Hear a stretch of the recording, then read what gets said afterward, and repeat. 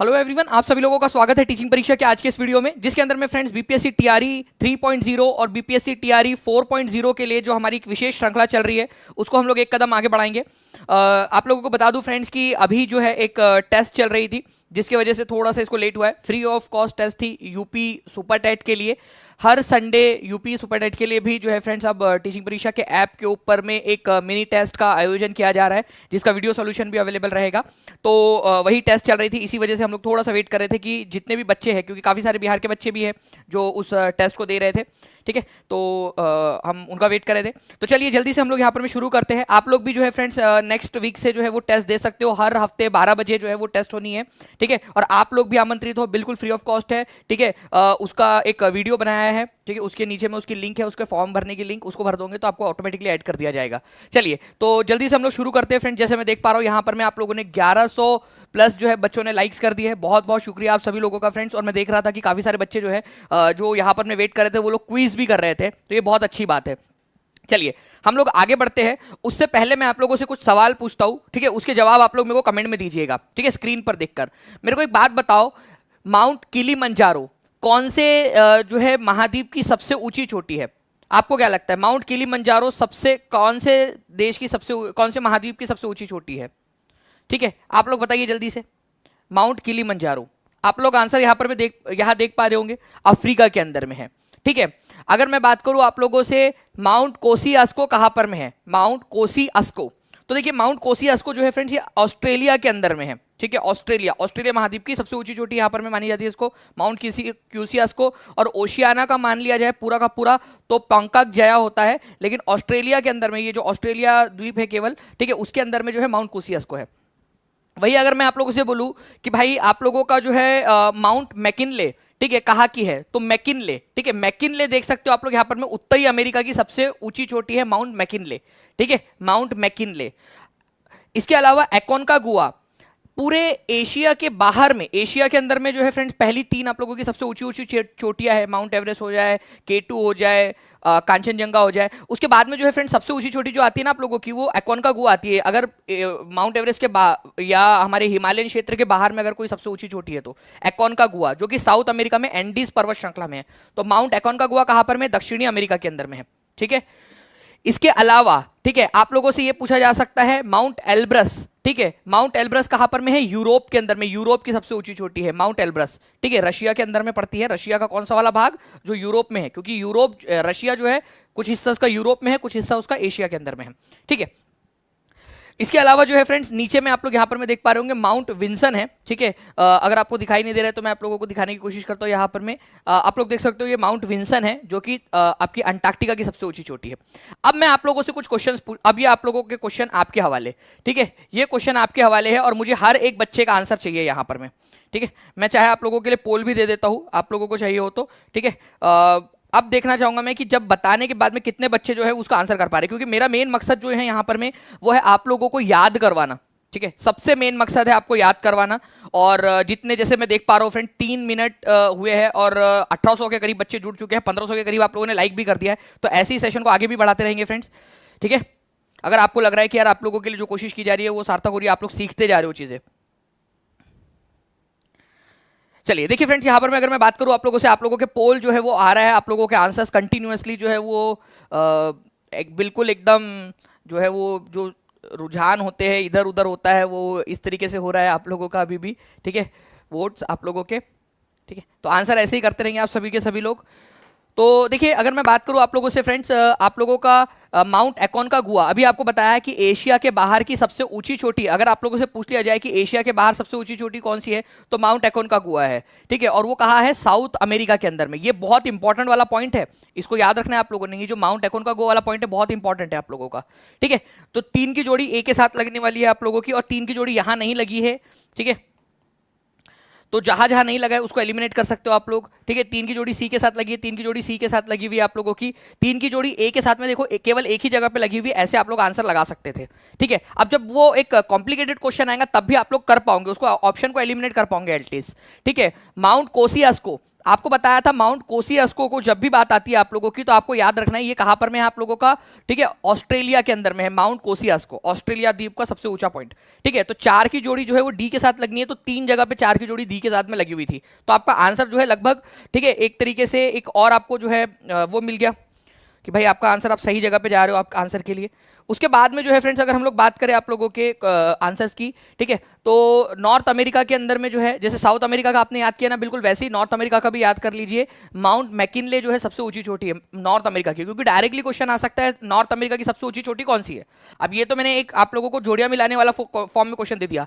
आप लोगों को बता दूं ये 4 क्वेश्चन के बराबर का जो है एक क्वेश्चन, और ये एक क्वेश्चन अपने आप में जोड़ियां मिलाने, मतलब कि टोटल 5 नंबर के बराबर का ये क्वेश्चन है आप लोगों का, जो इन्फॉर्मेशन आपको मिल रही है, ठीक है। तो नॉर्थ अमेरिका की सबसे ऊंची चोटी माउंट मैकिनले है, ठीक है। यूरोप की सबसे ऊंची चोटी की बात करेंगे तो माउंट एल्ब्रस, ठीक है, माउंट एल्ब्रस रशिया के अंदर में है आप लोगों की, ओके। तो ये आप लोगों का आंसर हो गया। ए की जोड़ी लगने वाली है बी के साथ में, यहां पर में आप देख सकते हो 1 की जोड़ी बी के साथ में लगी हुई है आप लोगों की। सिंपल सी बात है, एक बार जो है मन में एक बार प्लीज इसको रिवाइज करेंगे, हर कोई बच्चा जल्दी से रिवाइज करेगा ताकि उसको याद हो जाए हमेशा हमेशा के लिए, ओके। तो ये आप लोगों की एक जो है फ्रेंड्स एक क्वेश्चन था आप लोगों का, आई होप आप लोगों ने इसको अच्छे से याद कर लिया होगा। चलिए नेक्स्ट पॉइंट की तरफ में हम लोग आगे बढ़ते हैं फ्रेंड्स हमारे, ठीक है। नेक्स्ट क्वेश्चन की तरफ में मुझे उम्मीद है कि ये क्वेश्चन भी आप लोग अच्छे से कर पाओगे, ठीक है। तो ये आप लोगों का पूरा अच्छे से समझ में आ गया आप लोगों को जी। देखिए फ्रेंड्स एक चीज मैं आपको बताना चाहूंगा, यहां पर मैं ना एक यूराल पर्वत श्रृंखला है, यूराल पर्वत श्रृंखला, आप मुझे बता सकते हो ये कौन से 2 महाद्वीपों को अलग करती है? डायरेक्टली एक क्वेश्चन आप लोगों से, एनसीईआरटी बेस्ड क्वेश्चन, मैंने आपको मैप के थ्रू भी बता दिया कि यहां पर में यूराल माउंटेन रेंज है, यूराल पर्वत श्रृंखला, वो कौन से 2 महाद्वीपों को अलग करती है ये आप लोग बताइए। और इसके अलावा आप लोगों को एक चीज बताना चाहूंगा फ्रेंड्स कि आज शाम में 5 बजे जो मिशन यूपी सुपरडेट का जो टेस्ट हुआ था उसका वीडियो सॉल्यूशन है, तो आप सभी लोग भी, जितने भी लोग बीपीएससी की एग्जाम दे रहे हैं, टीआरई की एग्जाम दे रहे हैं, वो लोग भी जरूर आइएगा 5 बजे आज उस वीडियो सॉल्यूशन में।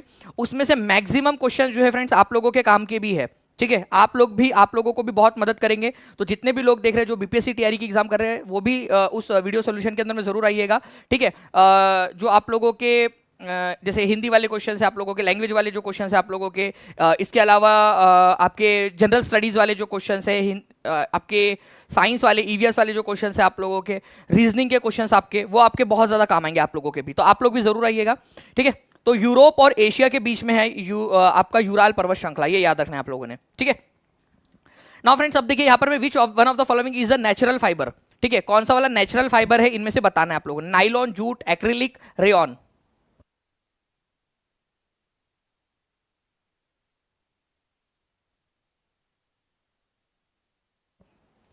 चलिए तो देखिए फ्रेंड्स आप लोगों के यहां पर में आंसर्स आने स्टार्ट हो गए, आप लोगों के कंटिन्यूअसली आप लोगों के आंसर्स आ रहे हैं, ठीक है जी। तो देखिए फ्रेंड्स नाइलॉन, ठीक है, क्या ये प्राकृतिक है, नेचुरल फाइबर है? नहीं, ठीक है। ये आप लोगों का क्या है फ्रेंड्स, सिंथेटिक है, सिंथेटिक, ओके। मानव निर्मित है, मैन मेड है, इसको आप लोग मैन मेड या सिंथेटिक बोल सकते हो, मैन मेड, ठीक है, मैन मेड है। और इवन आप लोगों को बता दूं कि पहला सिंथेटिक फाइबर, एक क्वेश्चन आप लोगों को बता रहा हूं, एक और क्वेश्चन आप लोगों के लिए, ठीक है, पहला सिंथेटिक फाइबर, फर्स्ट सिंथेटिक या फिर जो है आप लोगों का मानव निर्मित, ठीक है, आपका जो फाइबर था, जो रेशा था या धागा था, वो कौन सा था? वो नायलॉन था, फर्स्ट सिंथेटिक फाइबर आप लोगों का, ये भी आप लोगों को याद रखना है आप लोगों ने, ठीक है। जूट आपको पता है फ्रेंड नेचुरल है, ठीक है, ये जूट का जो पौधा होता है ना, उसका जो तना है उससे जूट का रेशा बनता है, इसको जो है आप लोग गोल्डन फाइबर भी बोलते हो, ये नेचुरल है, प्राकृतिक रूप से उगता है।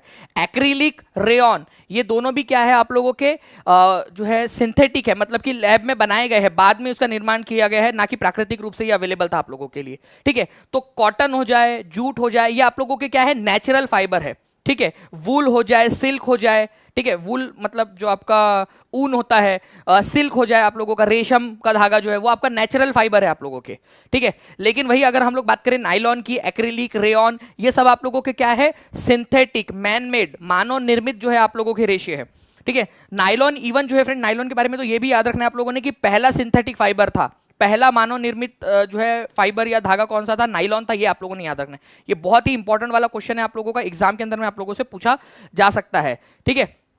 चलिए तो ये भी आई होप आप लोगों को याद हो गया होगा फ्रेंड्स। आगे बढ़ते हम लोग यहाँ पर में हमारे नेक्स्ट क्वेश्चन की तरफ में, इसका आंसर आपका ऑप्शन नंबर बी हो जाएगा, ये याद रखना था आप लोगों ने, ठीक है। चलिए नेक्स्ट क्वेश्चन की तरफ में हम लोग आगे बढ़ते हैं फ्रेंड्स। आप लोगों का जो है नेक्स्ट क्वेश्चन उसको भी मैं आप लोगों को उसकी तरफ में भी लेके चलता हूँ आप लोगों को, ठीक है।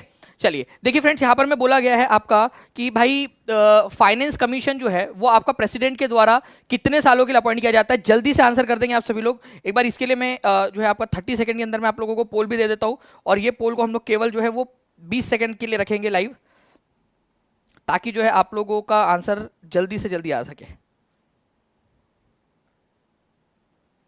चलिए पोल भी आप लोगों की तरफ में जा चुका है। जल्दी से बता दीजिए इस पर्टिकुलर क्वेश्चन का आंसर क्या होगा। भारत के राष्ट्रपति द्वारा वित्त आयोग का जो गठन किया जाता है आपका, वो वित्त आयोग जो है वो कितने इसके लिए, अच्छा यहाँ पर मैं पोल जो है वो जा नहीं रहा है, एन एरर ऑकर्ड बता रहा है यहाँ पर में, ठीक है। आई थिंक एक पोल पहले से आपका चल रहा है इस वजह से जी।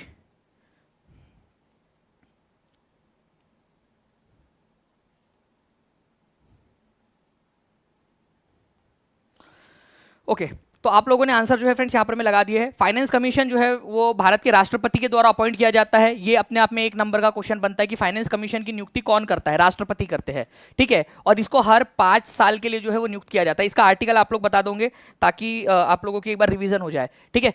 तो हर 5 साल के अंदर में जो है फ्रेंड्स इसकी नियुक्ति की जाती है, ये याद रखना है आप सभी लोगों ने, हर 5 साल के अंदर में।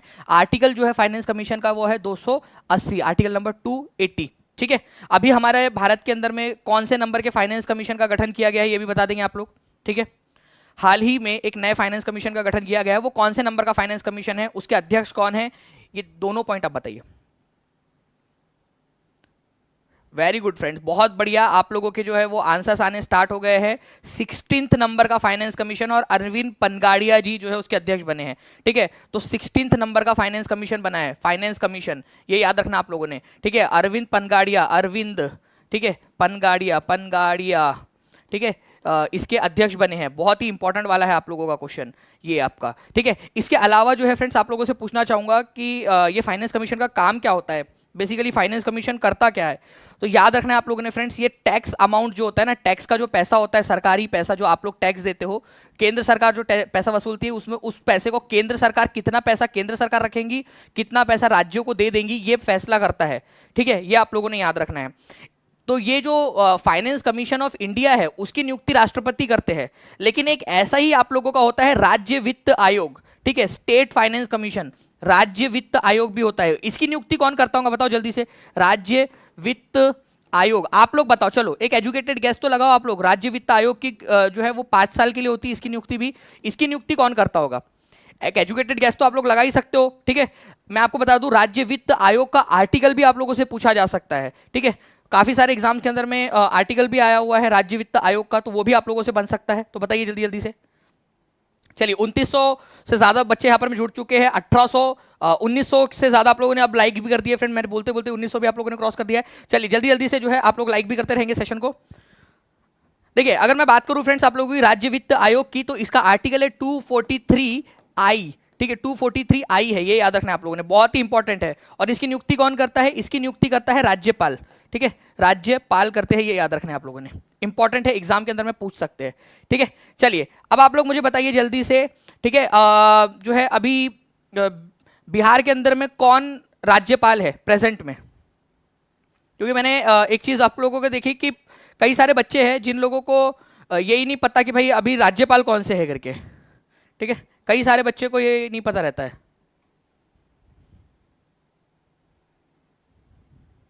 ठीक है, बहुत सारे बच्चे जिनको बिहार के राज्यपाल का नाम नहीं पता।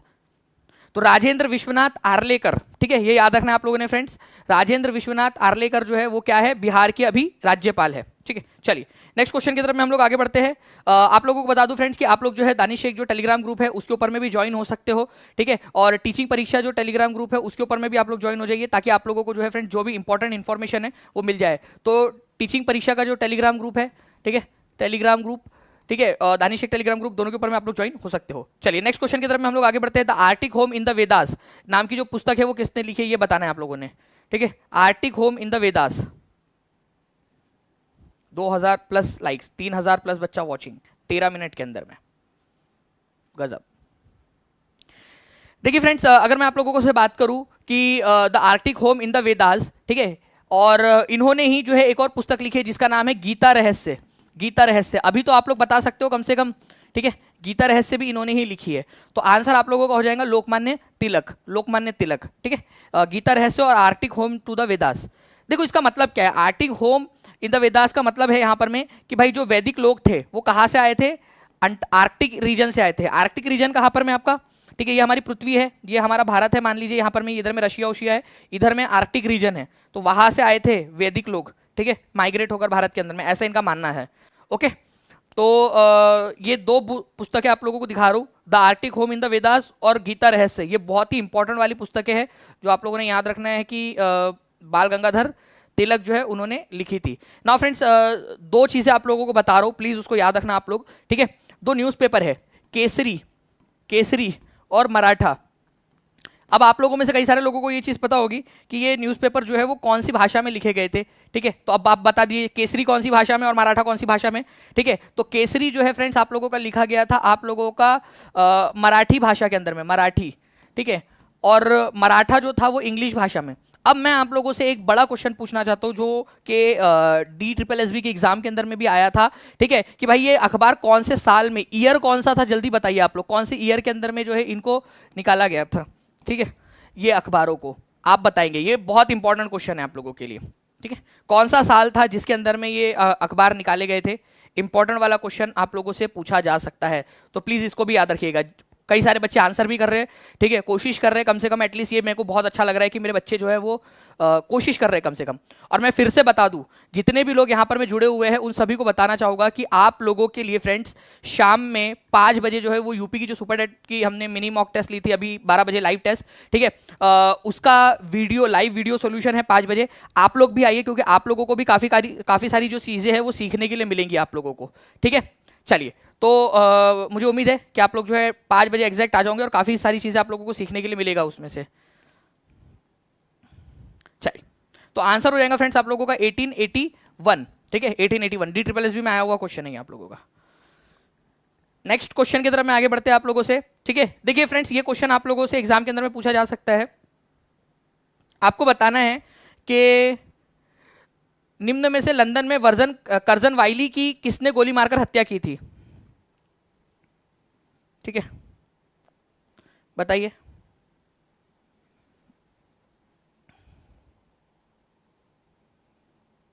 ठीक है, कर्जन वाइली की हत्या कर दी थी लंदन के अंदर में जो है फ्रेंड्स, उन्होंने गोली मार दी थी। ठीक है, 1 जुलाई, ठीक है, 1909 की बात है ये। ठीक है, और 17 अगस्त 1909 को जो है यहाँ पर में उनको जो है मौत की सज़ा भी दे दी गई थी। 17 अगस्त 1909 को ही बहुत आनंद फानंद में जो है फ्रेंड्स, ठीक है, उनको वहीं पे लंदन के अंदर में ही उन लोगों को, उनको जो है फ्रेंड्स जेल में डालकर मौत की सज़ा भी दे दी गई।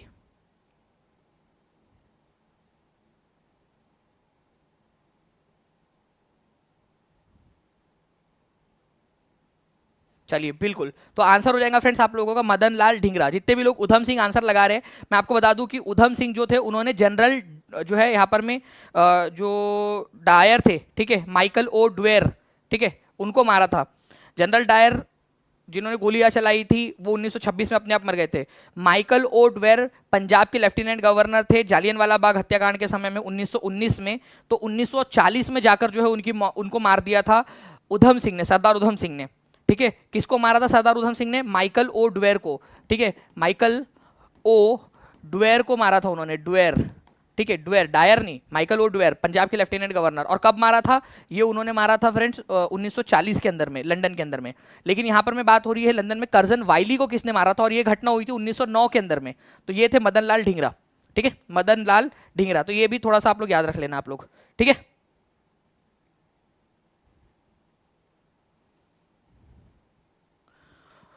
ओके, चलिए, तो ये आप लोगों का एक जो है क्वेश्चन इंपॉर्टेंट वाला जो आप लोगों ने याद रखना था। नेक्स्ट क्वेश्चन की तरफ में हम लोग आगे बढ़ते हैं फ्रेंड्स, आप लोगों के एग्जाम पॉइंट ऑफ व्यू से। ठीक है, तो इसको याद रख लेंगे आप सभी लोग। बाकी जो है फ्रेंड्स, एक और आप लोगों का जो है क्वेश्चन बनता है आप लोगों का। ठीक है, इसको भी आप लोग प्लीज एक बार कोशिश कीजिएगा, जितने भी लोग देख रहे हैं। चापेकर बंधुओं का कौन से वाले केस से लेना देना है? भारत के क्रांतिकारी थे दोनों, ये भी बता दीजिए आप लोग। चापेकर बंधु जो है, ठीक है, इनका किस चीज से लेना देना था?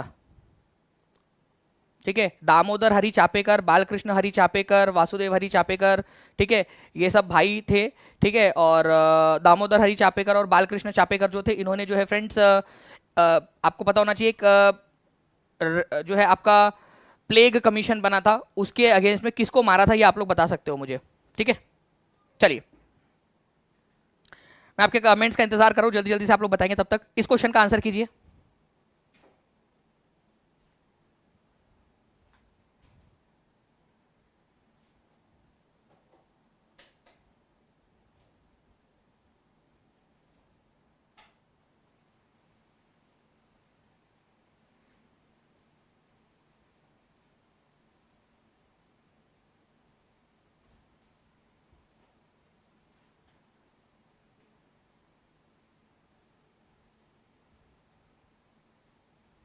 चलिए गुड। तो देखिए फ्रेंड्स, आप लोगों को मैं वो चापेकर बंधुओं के बारे में भी बताता हूं, लेकिन उससे पहले ये वाला क्वेश्चन को हम लोग देख लेते हैं, which is the largest inner planet. देखिए अगर मैं बात करूं आप लोगों से फ्रेंड्स, इनर प्लैनेट क्या होता है, आउटर प्लैनेट क्या होता है, तो अगर मैं यहां पर मैं आपसे बोलूं कि ये हमारा सूर्य है, ठीक है, और उसके पास के जो पहले 4 ग्रह है, ठीक है, ये हमारी अर्थ है, ठीक है, ये हमारी अर्थ है, और ये मंगल ग्रह, ठीक है, मार्स आपका, ठीक है। तो ये क्या है आप लोगों का, ये है आपका जो मर्क्यूरी मतलब जो है आपका बुध ग्रह, ये वीनस शुक्र ग्रह। तो ये जो है 4 आपके क्या है, अंदरूनी ग्रह है, इनर प्लैनेट। और उसके बाद वाले जो ग्रह है ना, ठीक है, 4 उसके बाद वाले जो 4 ग्रह है, ठीक है, उनको कहा जाता है आप लोगों का आउटर प्लैनेट, ठीक है, इनको आउटर प्लैनेट कहा जाता है, बाकी के जो 4 ग्रह है उनको। ओके, तो आपसे बोला गया कि which is the largest inner planet. अब वो इनर प्लैनेट होना चाहिए पहली बात तो आप लोग यहाँ पर में देखिए कि जो जुपिटर है, ठीक है, ये है जुपिटर, ये है सैटर्न। तो जुपिटर और सैटर्न जो है वो पहली बात तो इनर प्लैनेट है ही नहीं। मार्स और अर्थ है, ठीक है, इनर प्लैनेट। अंदरूनी ग्रह, आंतरिक ग्रह भी इनको बोला जाता है, इनके बारे में होनी चाहिए। तो ए और बी तो आप लोगों का एलिमिनेट हो गया।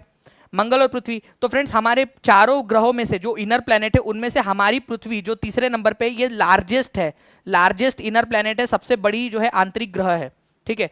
चलो अपने इलाके के हम शेर है, ठीक है, इनर प्लैनेट के हमारी पृथ्वी, ये याद रखना है आप लोगों ने। वो बात अलग है कि ये जो बाकी के जो 4 ग्रह है आउटर प्लैनेट, ये हमारी पृथ्वी से बड़े हैं। हमारी पृथ्वी ओवरऑल 8 में से 5वें नंबर पे आती है साइज के मामले में, लेकिन अपने इलाके का जो है वो यहाँ पर में बॉस है। बाकी जो है फ्रेंड्स, आप लोग ये समझ सकते हो कि आपका बिहार में चाहे कितना भी नंबर आया हो, अपने जिले के अंदर में आपने टॉप कर लिया, इस तरीके की चीज़ है आप लोगों की, ठीक है, कि 8 में से 5वें नंबर पे है, लेकिन अपने इलाके में इनर में से सबसे बड़ी है हमारी पृथ्वी।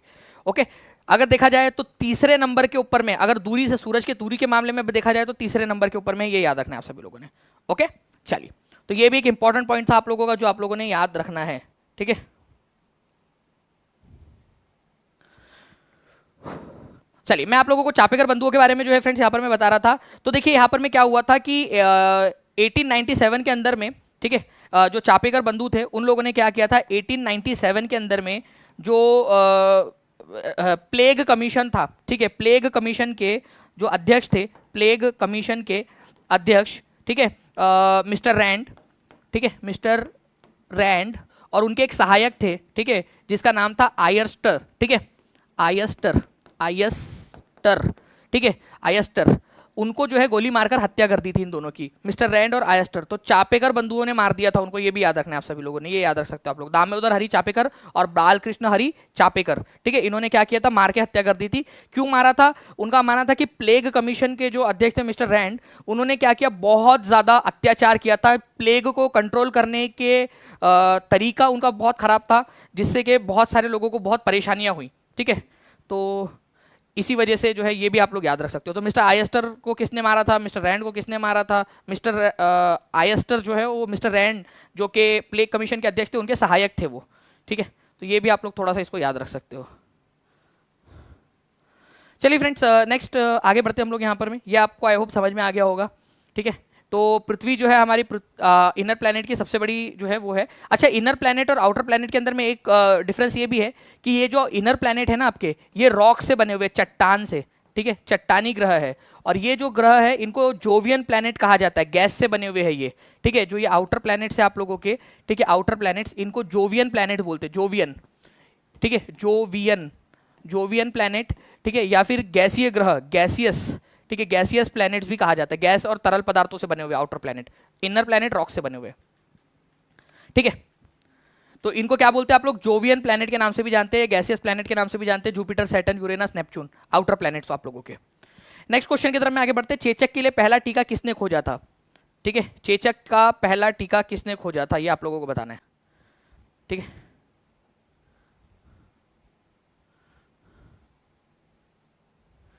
जी हाँ बिल्कुल, रोमी रॉय जी, जो है जो हैंडीकैप होते हैं उन लोगों को एक्स्ट्रा समय जो है वहाँ पर में वो मिलता है। ठीक है,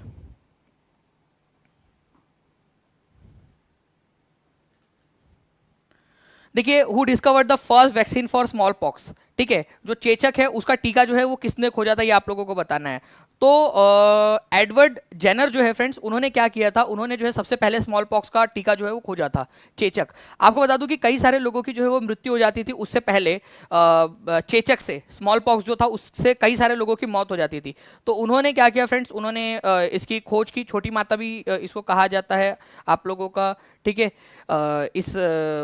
इस रोग को, ठीक है, विषाणु जनित रोग है आप लोगों का, मतलब वायरस से होता है आप लोगों का। ठीक है, चेचक का, स्मॉल पॉक्स का जो वायरस है उसकी वजह से होता है आप लोगों का, बुखार आता है, सुस्ती आती है, और हाथ और शरीर के ऊपर में जो है आप लोग देख सकते हो इस तरीके से जो है फ्रेंड्स, आपके दाने दाने निकल आते हैं आप लोगों के। ठीक है, तो ये याद रखना है, वैक्सीनेशन की जो इन्वेंशन है वो एडवर्ड जेनर ने की थी। इनको फादर ऑफ वैक्सीनोलॉजी या फाउंडर ऑफ वैक्सीनोलॉजी भी कहा जाता है।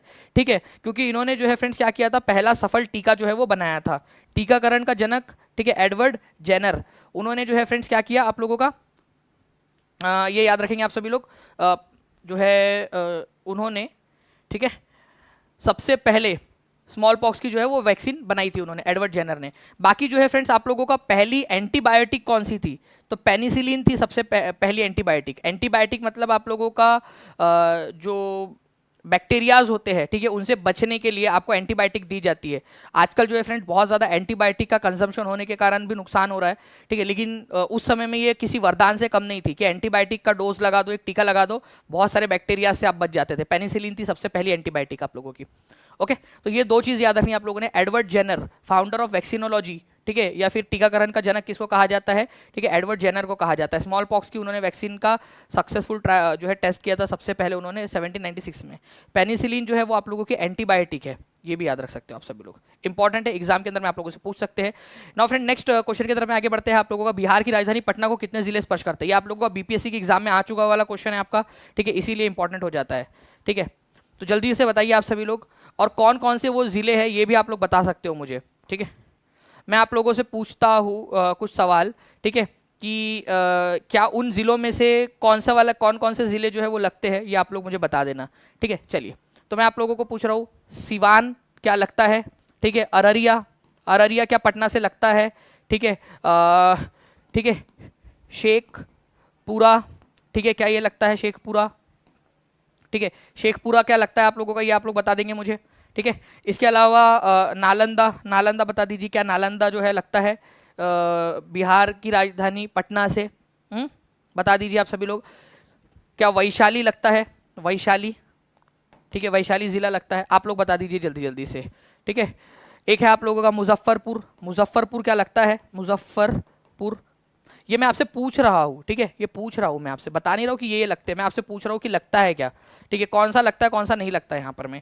ठीक है, चाहते हो हम लोग इसको 1 2 3 4 5 और 6 ये नंबर भी दे देते हैं, आप लोग बता दीजिए कौन कौन से लगते हैं, कौन से नहीं लगते, ये भी आप बता सकते हो मुझे। ठीक है,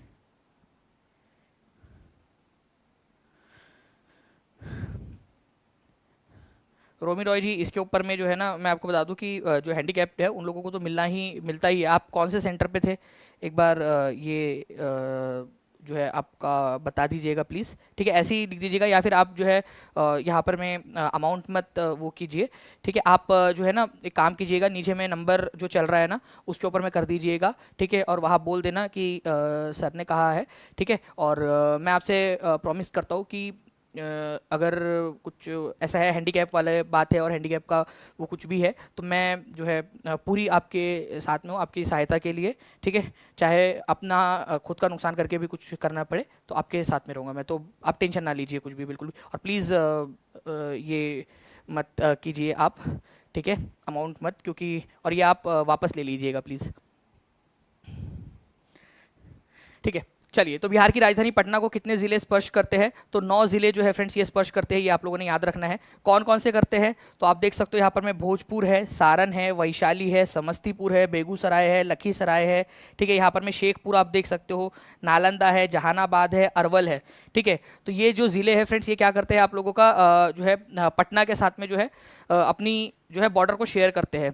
तो सिवान अपनी बॉर्डर शेयर नहीं करता, अररिया शेयर नहीं करता, शेखपुरा करता है, नालंदा करता है, वैशाली करता है, मुजफ्फरपुर शेयर नहीं करता। देख सकते हो आप लोग, मुजफ्फरपुर यहाँ पर मैं आप लोगों का नहीं शेयर करता, ठीक है। अररिया तो बहुत दूर है भाई, नहीं करता बिल्कुल भी। और आप लोगों का मैंने और क्या बोला था आप लोगों को, एक और, ठीक है, सिवान, ठीक है, वो भी शेयर नहीं करता, बहुत दूर है आप लोगों का, ठीक है।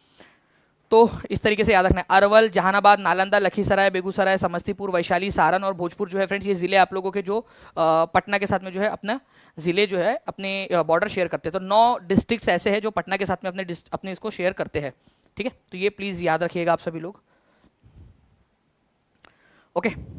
और मैं फिर से एक बार बता दूं आपको कि आज 5 बजे जो UP super TET, mission UP super TET का जो वीडियो सॉल्यूशन है उस सभी में आप सभी लोग भी आइए, ठीक है। वो आपके भी काम आएगा बिल्कुल, ठीक है। आपको बताना है किस ग्रह की अपनी धुरी के चारों ओर चक्कर लगाने की अवधि अधिकतम है, ठीक है।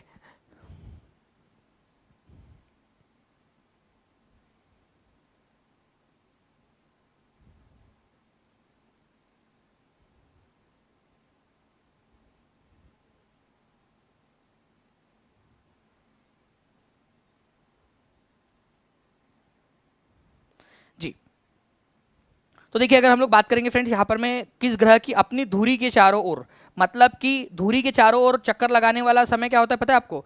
सूरज के चारों ओर चक्कर लगाने वाला समय की बात नहीं कर रहे, अपन बात कर रहे हैं अपनी खुद की जो धुरी होती है, जो अपना खुद का रोटेशन होता है उसके अराउंड में। मतलब मान लीजिए कि मैं ग्रह हूँ, ठीक है, दानिश ग्रह, ठीक है, मैं अपने धुरी के अराउंड में चक्कर लगा रहा हूँ इस तरीके से, ठीक है, जो अपना खुद का एक चक्कर लगा रहे, सूरज के अराउंड नहीं। सूरज के अराउंड चक्कर लगाना इज जस्ट लाइक कि इस तरीके से आप जो चक्कर लगा रहे हो सूरज के अराउंड में, वो आपका रिवॉल्यूशन हो जाता है, रोटेशन, ठीक है, या घूर्णन जो होता है आप लोगों का वो होता है अपने खुद के अराउंड चक्कर लगाना, ठीक है, एक दिन जिसको आप लोग कहते हो, ठीक है। और वो सबसे लंबा समय जो लेता है, ठीक है, वो लेता है वीनस, ठीक है, वीनस शुक्र ग्रह सबसे लंबा समय। कोई गैस कर सकता है कितना समय लेता है, कितने घंटे का समय लेता है वो? ठीक है, कोई बता सकता है कितने घंटे का कितना समय लेता है वो?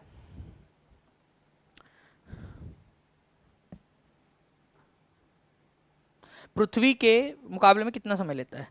और आप लोग जो है फ्रेंड्स एक चीज हैरान हो जाओगे आप सभी लोग, ठीक है, कि उसका एक दिन जो है ना वो 1 साल से भी बड़ा होता है। पृथ्वी के अगर हम देखेंगे तो पृथ्वी के मुकाबले में देखना है आप लोगों ने, मतलब वीनस के ऊपर में, वीनस जो है सूरज का एक चक्कर पृथ्वी के 225 दिन में कंप्लीट कर लेता है, ठीक है, पृथ्वी के 225 दिन में कंप्लीट कर लेता है। लेकिन वीनस का एक दिन पृथ्वी के 243 दिन के बराबर होता है, 243 दिन डेज के बराबर। तो आप लोगों ने ये देखा कि इसका 1 साल जो है वो एक दिन से भी छोटा है, मतलब एक दिन जो है वो 1 साल से बड़ा है। आप खुद देख पा रहे हो यहाँ पर, मैं खुद इमेजिन कीजिए आप लोग यहाँ पर, थोड़ा सा एक बार समझने की कोशिश कीजिए उस चीज को, ठीक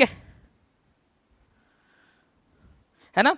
तो यहां पर में जो है फ्रेंड्स आप लोगों ने थोड़ा सा इसको याद रखना है कि भाई जो वीनस है आपका, ठीक है, वीनस, इसका जो रिवॉल्यूशन है वो 225 दिन में होता है, ठीक है, मतलब कि 1 ईयर जिसको आप लोग बोलते हो, ठीक है। और जो रोटेशन 1 डे जो है उसका, ठीक है, 243 दिन के बराबर में होता है पृथ्वी के, ओके।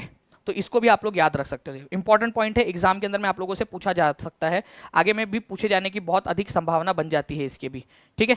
चलिए नाउ फ्रेंड्स नेक्स्ट क्वेश्चन की तरफ में हम लोग आगे बढ़ते हैं। आप लोगों के आपको बताना है पहली एंटीबायोटिक पेनिसिलिन की खोज किसने की थी? पेनिसिलिन जो है एनसीईआरटी बेस्ड क्वेश्चन है फ्रेंड्स, एनसीईआरटी के अंदर में भी दिया हुआ है आप लोगों का ये।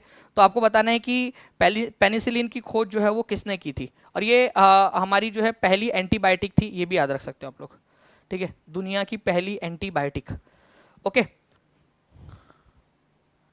तो अलेक्जेंडर फ्लेमिंग ने की थी, ये याद रखना है आप लोगों ने। और पहली एंटीबायोटिक कौन सी थी, ये भी कई सारे एग्जाम में आ चुका है, पेनिसिलिन थी, ओके। चलिए, तो इंपॉर्टेंट पॉइंट एग्जाम के अंदर में आप लोगों से पूछा जा सकता है, ठीक है, एंटीबायोटिक पेनिसिलिन।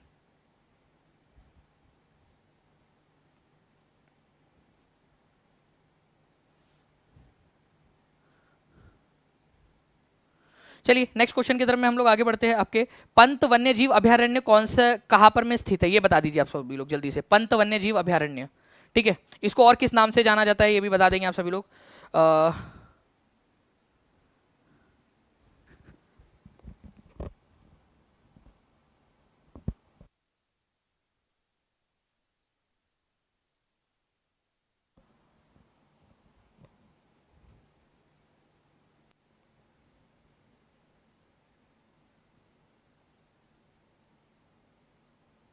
चलिए गुड। तो आंसर देखिए फ्रेंड्स, अगर हम लोग बात करें आप लोगों से, ठीक है, तो पंत वन्यजीव अभयारण्य जो है आप लोगों का ये नालंदा में है। नालंदा में भी जो है फ्रेंड्स पंत वन्यजीव अभयारण्य जो है ना, इसको राजगीर राजगीर वन्यजीव अभयारण्य के नाम से भी जाना जाता है। राजगीर वन्यजीव अभयारण्य आप लोगों का। आप लोगों को पता है कि टीचिंग परीक्षा के ऐप पर एक वीडियो डाला है आप लोगों के लिए, ठीक है, बिहार नॉलेज के नाम से, ठीक है, एनिमेटेड वीडियो, बहुत बढ़िया सुंदर सा वीडियो। कितने लोगों ने देखा है वो वीडियो, ठीक है। और आप लोगों को बता दूं फ्रेंड्स कि आप लोगों को जो है कल तक एक और उसी तरीके का एक और वीडियो जो है आप लोगों को मिलेगा, जिसके अंदर में हम लोग जो है बिल्कुल बहुत बढ़िया सुंदर एचडी क्वालिटी के अंदर में बिहार को देखेंगे और बिहार को समझने की कोशिश करेंगे, ठीक है। तो उसमें भी काफ़ी सारी चीज़ें आपको सीखने के लिए मिलेंगी। देखिए बहुत सारे लोग हैं जिन्होंने देखा हुआ है वो वीडियो, ठीक है। तो उसमें आप लोगों ने देखा होगा कि पंत वन्यजीव अभयारण्य या राजगीर वन्यजीव अभयारण्य के बारे में आप लोगों को बताया है। नालंदा के अंदर में है ये, क्योंकि उसके नाम में ही आ गया ना आपका राजगीर, ठीक है। और राजगीर कहाँ है? नालंदा में है। और पंत वन्यजीव अभयारण्य भी उसी को कहा जाता है। मैं आपको दिखा देता हूँ यहाँ पर मैं wildbihar.org की वेबसाइट के ऊपर में, तो राजगीर या पंत वाइल्ड लाइफ सेंचुरी दोनों एक ही चीज़ है आप लोगों की, ठीक है। तो ये याद रखना था आप लोगों ने, इंपॉर्टेंट पॉइंट है, एग्जाम के अंदर में पूछ सकते हैं आप लोगों से।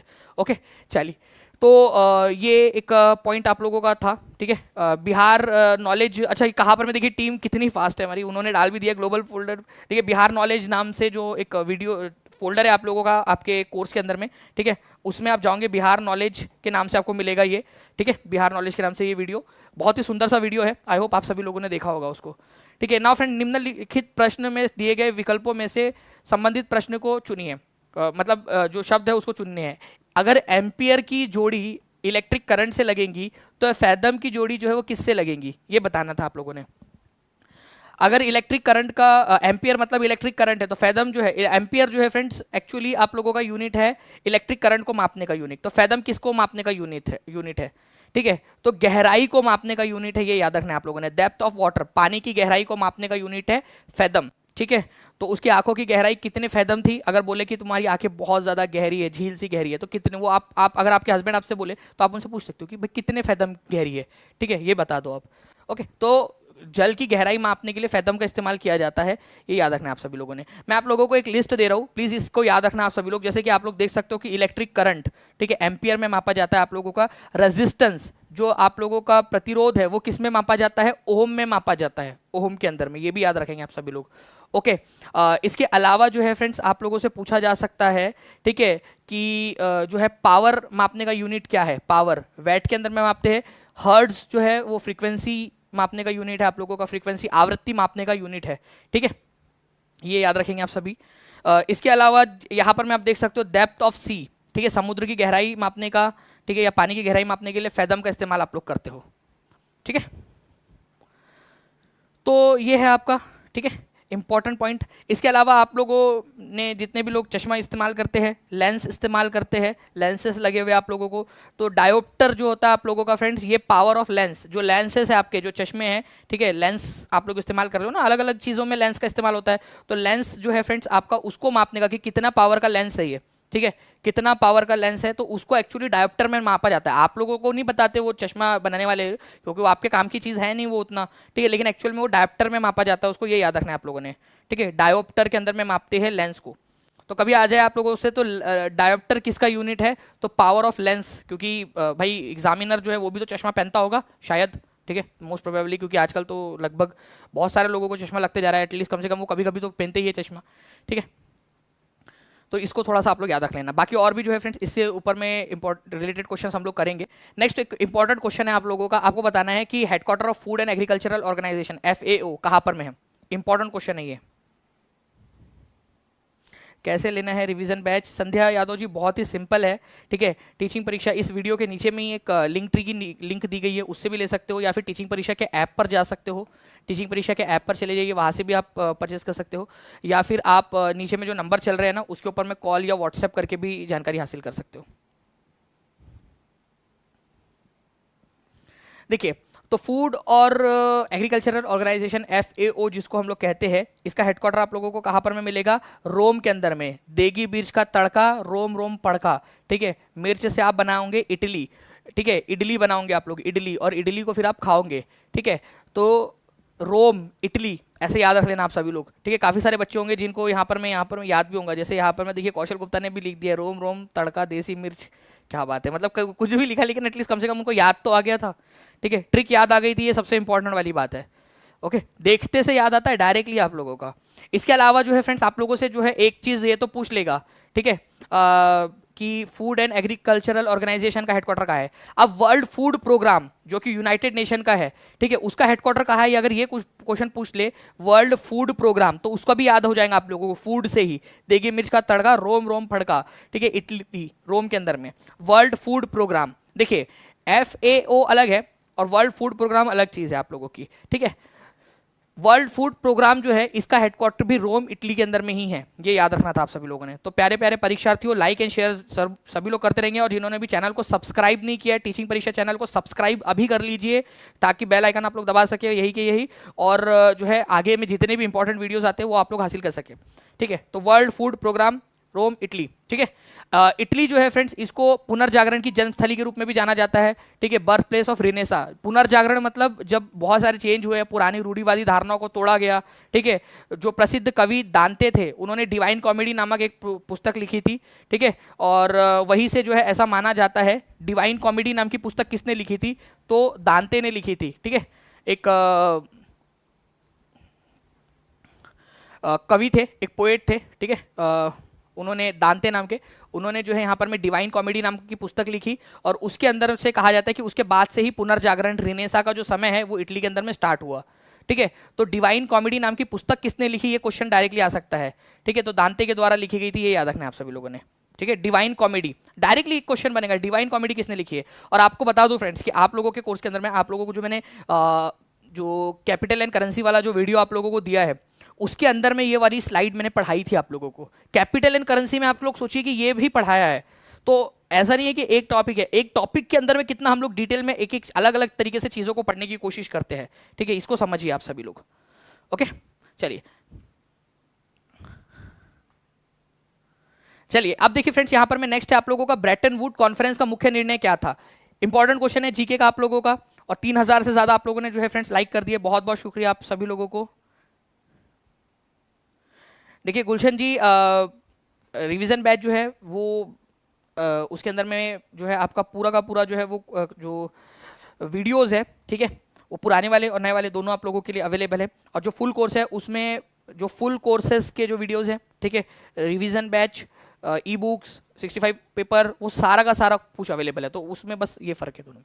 ब्रेटन वुड्स कॉन्फ्रेंस की बात करें तो ब्रेटन वुड कॉन्फ्रेंस जो है फ्रेंड्स आप लोगों की कहां पर में हुई थी, ठीक है, अमेरिका के अंदर में हुई थी आप लोगों की, ठीक है, ये याद रखना है आप लोगों ने। यूएसए के अंदर में 1944 में हुई थी ये कॉन्फ्रेंस, 1944 के अंदर में यूएसए के अंदर में। तो ये भी क्वेश्चन आता है कि ब्रेटन वुड कॉन्फ्रेंस कहाँ हुई थी, यूएसए में हुई थी 1944 में। इसमें जो है फ्रेंड्स दो बहनों का जन्म हुआ था, दो बहनों का। कौन थी वो दो बहनें, ठीक है, IMF, ठीक है, IMF और वर्ल्ड बैंक। वर्ल्ड बैंक जो है उस बाद में उसका नाम पड़ा, लेकिन उसका पहले नाम था IBRD, international bank for reconstruction and development, ठीक है। तो IMF, ठीक है, और IBRD, ये जिसको बाद में जाके वर्ल्ड बैंक भी बोला गया, इनका जन्म हुआ था। तो आंसर ये हो जाएगा आप लोगों का, प्लीज इसको याद रखना आप लोग। Answer is option number C, IMF और IBRD, जिसको बाद में वर्ल्ड बैंक बोला गया, उसका जन्म हुआ था। तो सी इज द करेक्ट आंसर। देखो ब्रेटन वुड सिस्टर्स किसको बोलते हैं, KVS के एग्जाम में भी आया था ये क्वेश्चन आप लोगों का एक शिफ्ट में।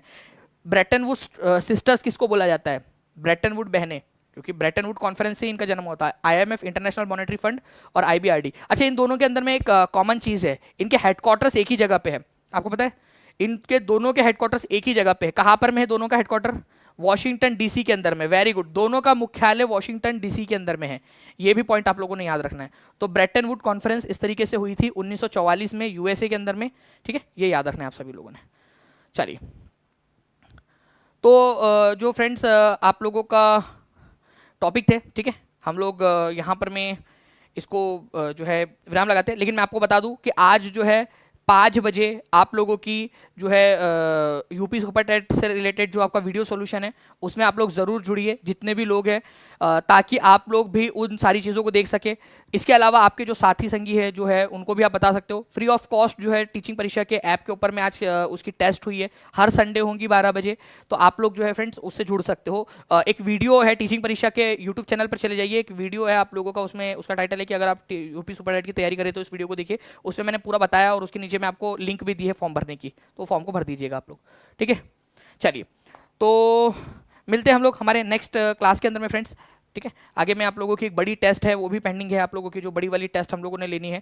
ठीक है, तो वो भी है। और बाकी जो लोग टीचिंग परीक्षा के प्रीमियम कोर्सेज के साथ में जुड़ना चाहते हैं वो लोग जो है फ्रेंड्स नीचे में जो नंबर चल रहा है उस पर कॉल कर दीजिए, व्हाट्सएप कर दीजिए, टीचिंग परीक्षा ऐप पर जा सकते हो, या फिर डायरेक्टली आप लोग जो है फ्रेंड्स नीचे में जो आपके वीडियो के नीचे में एक लिंक दी गई है, ठीक है, लिंक ट्री की, उसके ऊपर में जाकर जो है आप लोग वहाँ से भी इसको परचेस कर सकते हो। जैसे मान लीजिए आपका वीडियो है, ठीक है, फॉर एग्जाम्पल, ठीक है, तो आप थोड़ा सा इसके अंदर में नीचे में जाओगे आप लोग, ठीक है, तो आप लोगों को यहाँ पर में एक लिंक मिलेंगी। ठीक है, यहाँ पर में आप देखिए ये एक लिंक मिलेंगी लिंक ट्री की, तो इस पर जैसे ही क्लिक करोगे आप लोग तो आपके सामने एक पेज खुल जाएगा, उसमें से जो भी कोर्स आपने परचेस करना है 30 सेकंड के अंदर में आप उसको परचेस कर सकते हो और ऐप पर जाकर अपनी पढ़ाई चालू कर सकते हो। ओके, चलिए, thank you very much friends. और यहाँ पर मैं एक जो पर्सन है रोमी रॉय जी, आप प्लीज़ कांटेक्ट कर लीजिएगा, ठीक है, टीम से। और मैं आपको प्रॉमिस करता हूँ कि आपकी पूरी की पूरी जो मदद है, ठीक है, वो की जाएंगी। और जो भी बच्चे हैंडीकैप्ड है और जो भी या कोई भी डिसेबिलिटी है या कोई भी दिव्यांगजन है, ठीक है, मैं आपको बोल रहा हूँ कि आप अपना जो भी सर्टिफिकेट है वो आप जो है व्हाट्सएप कर दीजिएगा टीम को। मैं टीम से कह दूंगा कि बिल्कुल आपकी जहाँ तक भी संभव हो वहाँ पर मैं मदद आपकी की जाए। ठीक है, और टीचिंग परीक्षा आपके साथ में है, इसके अंदर में मैं आपसे ये बात बोल सकता हूँ। ठीक है, चलिए, thank you very much, take care and bye, God bless you, thank you very much friends.